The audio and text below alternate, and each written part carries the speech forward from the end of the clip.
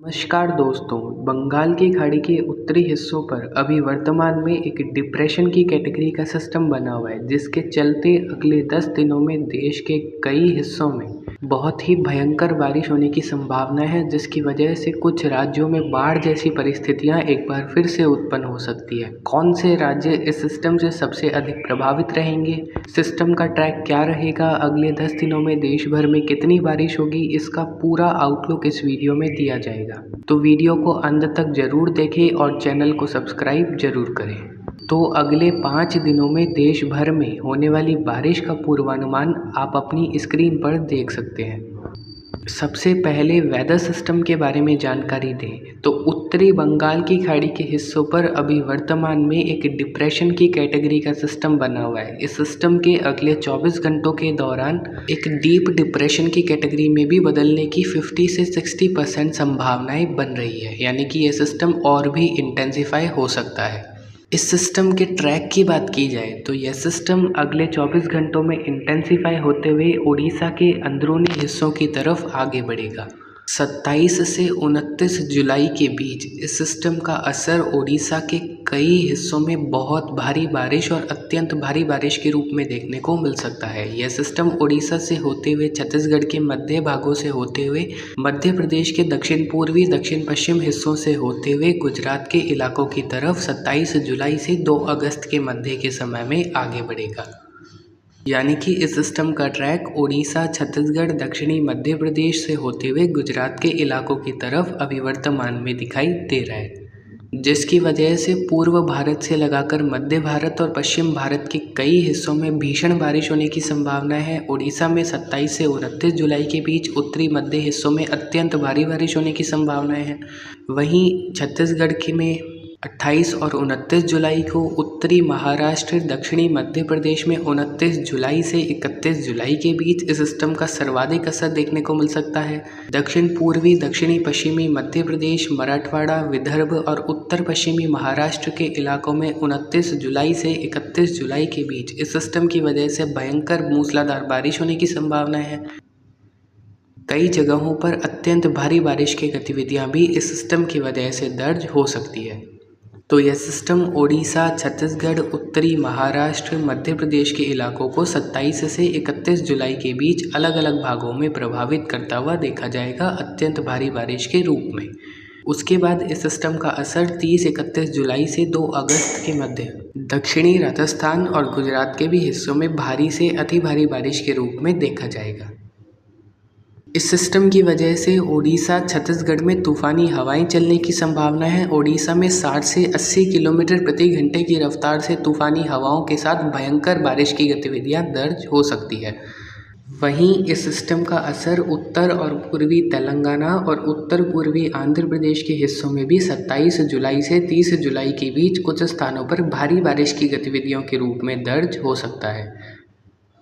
तो इस सिस्टम के बारे में तो आप सभी को जानकारी मिल गई है। यह सिस्टम उड़ीसा, पश्चिम बंगाल के दक्षिणी इलाके, छत्तीसगढ़, मध्य प्रदेश, महाराष्ट्र, गुजरात और दक्षिण पूर्वी राजस्थान के इलाकों को 27 जुलाई से 2 अगस्त के मध्य के समय में पूर्व से पश्चिम तक प्रभावित करता हुआ देखा जाएगा। वहीं आज से उत्तर भारत के इलाकों में बारिश की गतिविधियों में बढ़ोतरी देखी जाएगी। पंजाब, हरियाणा, दिल्ली, उत्तर प्रदेश और पूर्वी राजस्थान के हिस्सों में आज से ही बारिश की गतिविधियां शुरू होने की संभावना है।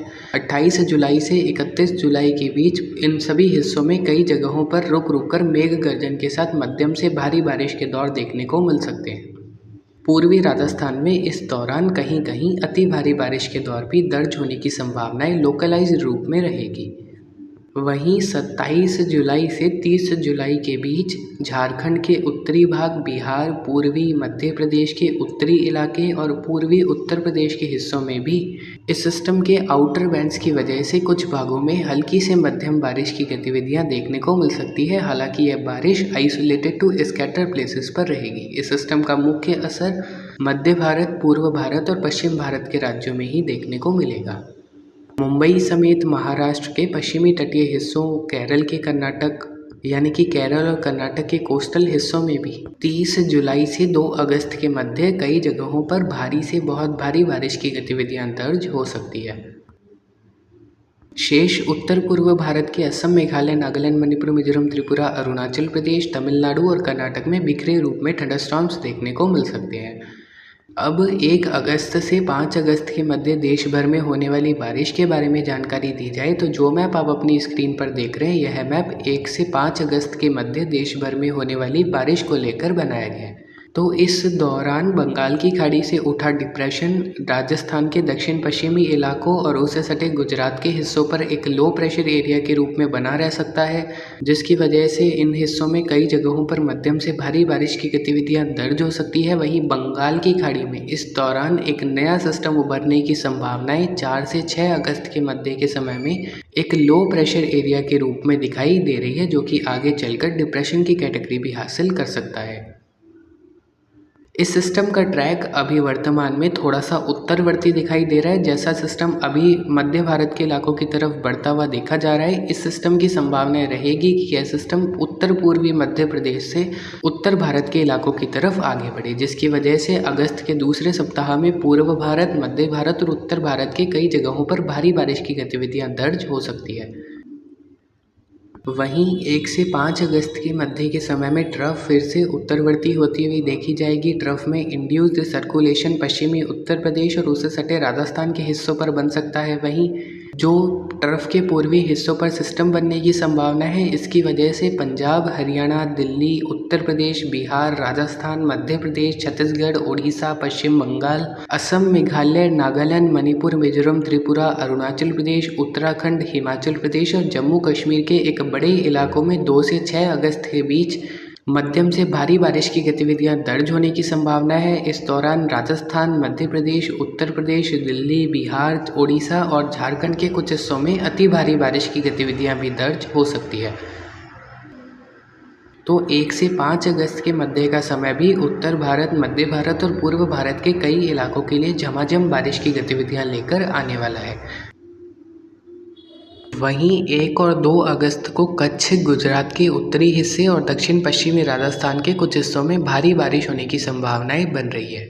मुंबई समेत महाराष्ट्र, केरल और कर्नाटक के तटीय हिस्सों में इस दौरान भारी से बहुत भारी बारिश के दौर 1 से 4 अगस्त के बीच कुछ इलाकों को प्रभावित कर सकते हैं। उत्तर और पूर्वी महाराष्ट्र, पूर्वी तेलंगाना, उत्तरी मध्य आंध्र प्रदेश के हिस्सों में भी इस समय में मेघ गर्जन के साथ बारिश की गतिविधियां अनेक इलाकों को प्रभावित करती हुई देखी जा सकती है। असम, मेघालय, नागालैंड, मणिपुर, मिजोरम, त्रिपुरा और अरुणाचल प्रदेश में भी 1 से 5 अगस्त के बीच कई जगहों पर हल्की से मध्यम के साथ कुछ स्थानों पर भारी बारिश के दौर दर्ज होने की संभावना है। इस दौरान मेघालय, अरुणाचल प्रदेश और आसपास के हिस्सों में कुछ स्थानों पर भारी से बहुत भारी बारिश के दौर भी दर्ज हो सकते हैं। बंगाल की खाड़ी में 4 से 6 अगस्त के मध्य बनने वाला सिस्टम 6 से 12 अगस्त के बीच ओडिशा, झारखंड, पश्चिम बंगाल, मध्य प्रदेश, उत्तर प्रदेश, राजस्थान, पंजाब, हरियाणा, दिल्ली के कई इलाकों को प्रभावित करता हुआ देखा जा सकता है। इस दौरान पूर्व भारत, मध्य भारत और कुछ उत्तर भारत के इलाकों में अति भारी बारिश भी कुछ इलाकों को प्रभावित करती हुई देखी जा सकती है, जिसका पूरा आउटलुक आपको अगले वीडियो में दे दिया जाएगा।